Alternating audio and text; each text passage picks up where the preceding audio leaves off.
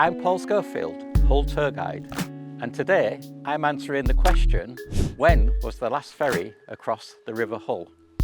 So the ferry we are talking about brings us to Warne on the outskirts of Hull in the East Riding. There was a ferry that operated from the village across to Thurn from the 1100s until it closed in 1946.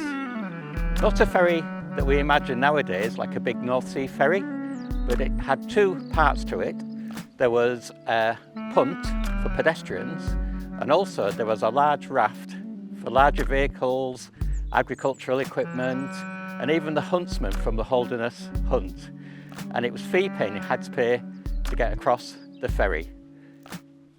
Later on, the pub was sold where the ferryman operated from to Moores and Robson's, and also the ferry rights. So after the Second World War, the ferry became surplus to requirements. So we could say it was worn out, was the ferry. It was replaced by a proper road bridge on Sutton Road, which was free and operated at all times.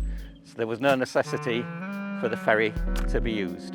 But we're now at the spot where the ferry used to ply its trade across from Warne, across to Thurn on the other side of the river.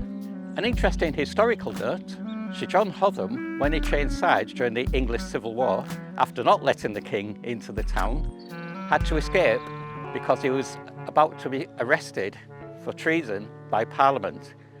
He arrived at the ferry expecting it to be here to take him across to Holderness, but sadly it wasn't. So he had to continue his journey up to Beverley, where he was captured. And I always wonder if the ferry had been here at the time and not been used elsewhere, perhaps he could have fled across Holderness and made his escape.